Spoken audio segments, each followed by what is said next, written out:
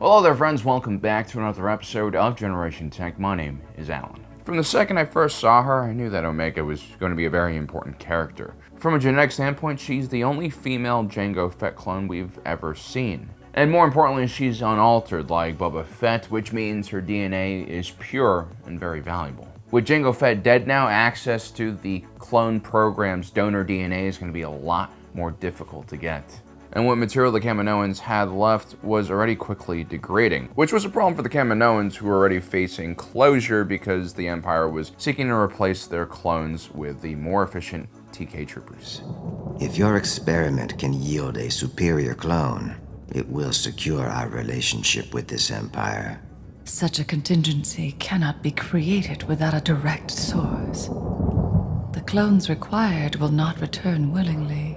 Now Lassie is talking about that pure Fett DNA, which can only come from Omega or Boba Fett. And now that the Kaminoans have failed and their cloning programs have been destroyed, Omega actually becomes the only hope for the clone troopers to continue growing new generations. And so everyone really wants to get their hands on her. The Prime Minister sends Cad Bane to retrieve her, and Lassie hires Fennec Shand to retrieve her as well. And so this is the tangible reason why so many people want Omega. But for the Bad Batch, there's a completely different reason why they're so protective of her, and it's not because of her DNA.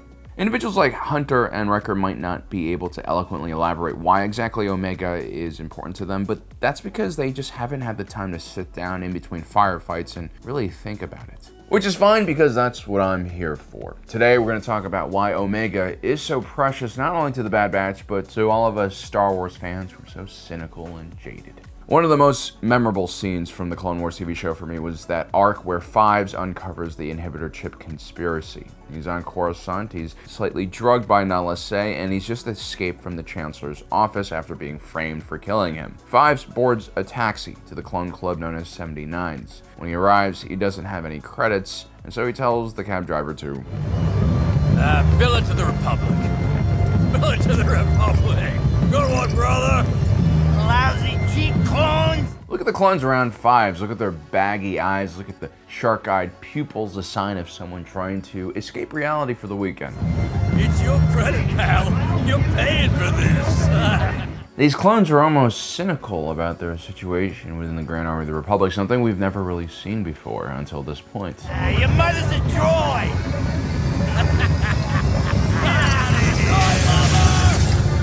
These men clearly have been living very hard for the last few years, and that probably is an understatement. And it's a real stark contrast from what the clones looked like in 22 BBY. You know, when they had their standard white armor and matching haircuts, no colored pauldrons or armor or tattoos in sight. Back then, those clones were biologically only 9 years old, and they had no idea what they were marching directly into. At Geonosis, the Jedi would lead the clones to a disastrous Pyrrhic victory. The Jedi Task Force, which landed in Petronaki Arena, lost more than 80% of their strike team carrying out the mission. 10,000 clone commandos were deployed on the battlefield as regular infantry, and more than half of them were lost. We don't have the full casualty numbers for this battle, but Geonosis would just be a taste of what horror would come for the clones. The troopers who could not adapt to the Republic's breakneck pace of fighting war usually didn't survive. The more battles the clones survived, the more they learned, the more they hardened. Gone was that enthusiasm for conflict. The clones would become more cool and calculated in their approach to combat. Eventually, they would get used to taking losses, losing limbs and friends. They got used to doing whatever it took to kill their enemies. Fear would replace curiosity, caution would replace boldness, and learned consequences would replace optimism. While clone troopers are mentally very tough and conditioned at a genetic level for this type of hardship, it doesn't mean that the constant pressure on them wouldn't weigh them down. The mission. What is he saying? Brother, what mission? You know the one. The mission. The one in our dreams that never ends. The one in our dreams. Oh, brother. Now, full disclosure, Tup here might have been having dreams related to the malfunctioning inhibitor chip inside of his brain, but the point is, these clones did not have it very easy. They're constantly witnessing their brothers, friends, and family get ripped to pieces in front of them. It was basically living a constant nightmare. To make matters worse, because clones had no representation, no advocacy groups, they were basically fighting non-stop on the front lines. There weren't that many rotations for them to go to the rear and have some rest and relaxation. And with each death they witnessed or caused, the further away these clones would get from where they started out life. Their view of the world would darken, they would become more cynical and fearful of everything around them, and it was really hard to see, especially when you consider that these clones had no choice in whether they wanted to fight this war or not. When the Bad Batch run into Omega, they're a bit apprehensive about making a connection with the kid. They don't really know what to make out of her. What's that? Adolescent human female. Origins uncertain. My name's Omega. Omega is a huge fan of the Bad Batch. She worships them because, like her, they're also mutated clones, not necessarily accepted by their peers, but through their actions, they've proven themselves to be just as useful, if not more useful, than a regular clone. You know who we are? Hunter, Echo, Tech, Wrecker, and Crosshair. Omega isn't just attracted by the Bad Batch's credentials, she's also lonely. I mean, she's grown up all her life on Kamino, and her only company has been this psychotic dolphin kid known as Nala Se. She sees the Bad Batch as potential friends and even family. Her openness and immediate acceptance of the Bad Batch is adorable and disarming at the same time. Problem? Something about her I can't figure out.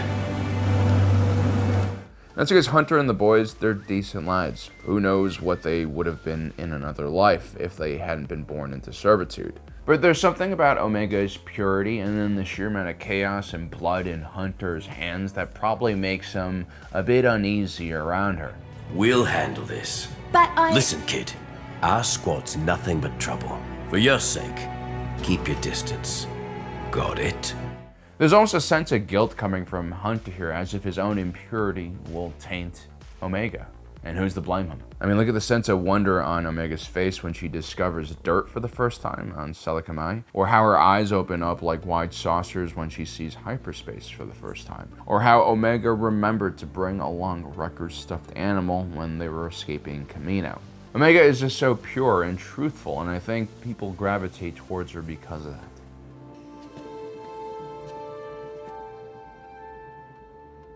you're a Generation 1. Now, how'd you know that? From the lines in your face.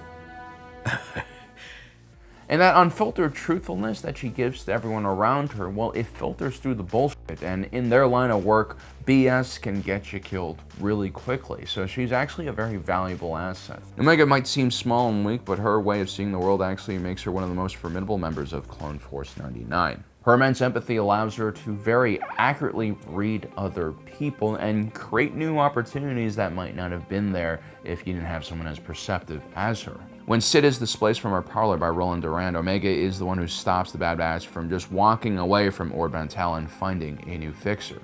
Given his tone, it is a plausible assumption that Sid was either forced out or taken out. Well, we have to find her and help her. When Sid loses a bet to a rival speeder team on Safa Toma and forfeits her own freedom, it's Omega who calls for another race for double or nothing. One last race. If you win, we pay you double. If we win, we get Sid. Now, a lot of people see characters like Omega and immediately claim that she's naive, she's a child, and that she's being silly.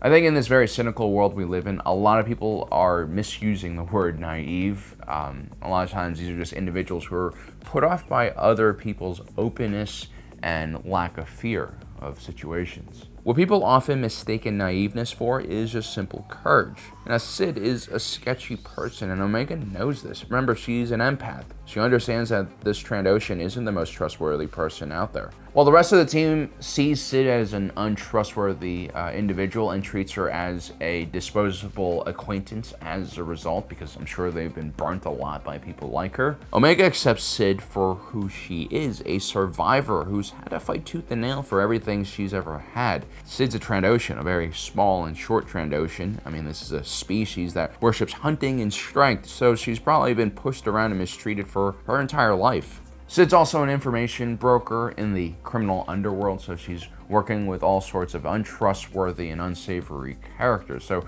Who's to blame her for being this way? What Omega sees that the other clones just don't see or don't have time for is that somewhere deep down, Sid's actually a decent lizard. She does care about others. She just needs to be given the opportunity to do so. But like most people in Sid's situation, it's extremely hard to change your worldview and drop your guard. It's just not something she's been trained to do over the years. And that's probably why no one really trusts Sid. Even the individual who the Bad Batch beat in the race warns them. You could have walked away.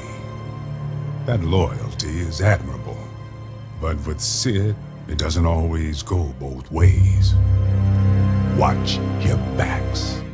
But no doubt that this man is being honest in his assessment here, but again, he's also a rival of Sid's. Of course, she'll never trust someone like him. You see, Omega's belief in Sid is actually a very active project, one that is slowly evolving and needs a lot of work from her. Every time she shows the lizard that she cares about her and that the Bad Batch are also willing to care for her, I think we'll also begin to see Sid change as well. And so while Sid might not have been trustful in the outset, Omega's trust in her will change her. I'm almost certain that that's how this arc will go. And that's the thing about Omega. She's young, she has energy, she hasn't had her hopes and dreams smashed into pieces. And so she still fights for the future she wants, and that's a really bright and pleasant future. Now some people are gonna say, Alan, this is a naive way of thinking. Omega is a child and she doesn't really understand how the world works in real life. And I would say, no, you get Omega all wrong. If you actually take a look at her behavior, she was never the naive one. She understood that Tarkin and the Empire was up to something bad before anyone did, even Hunter. It's dangerous here too. Things aren't like before. We need to leave Camino. Holla, let's go! Change takes getting used to. You'll see. Omega saw the writing on the wall. She knew that the Bad Batch would be targeted next. Actually, had they listened to Omega and taken her as requested, they never would have needed to go back and have that firefight with Crosshair to rescue her. A firefight in which Omega actually saves Hunter's life when she shoots Crosshair's sniper rifle out of his hand. Omega definitely is not naive in this situation, she's clutch. And remember this talk that Omega has with Crosshair before he leaves the Bad Batch? I know what you're going to do, but please don't. What do you know? I know it's not your fault. You can't help it. Omega understood Crosshair better than anyone else in her squad. She understood that Crosshair's identity was being a soldier for the Galactic Republic, and now for the Empire. It's what gave him purpose in life. It's actually really ironic that Omega, who only knew Crosshair for a few days, knew her better than her actual brothers in arms did. You know, as I grow older, a lot of the beliefs that I held as a younger man have been tested and proven to be false. But there's one thing that has consistently proven to be true. Whenever you face any kind of adversity, crisis, or any kind of hardship, one of the best strategies is not to lash out, get angry at people, but it is to find some way to have some compassion for either yourself, for your family, for your friends, even for your enemies. And that is because the world we live in, it is not set in stone. And the people in this world, they definitely are not set in stone. You know, Crosshair is a complicated individual, and it's easy to label him as many things and not see the human being behind all of those decisions. But when you show compassion for people... Crosshair!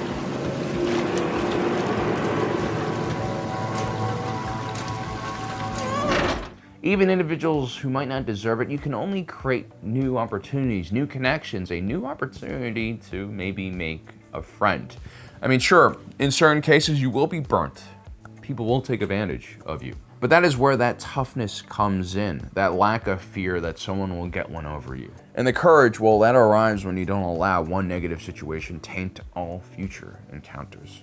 Omega would always believe in Crosshair. She was the only one who didn't really judge him for his actions. And even though she took a pot shot at him when Omega dove into the waters of Camino to save that little medical droid AZ and almost drowned, it was Crosshair who rescued her.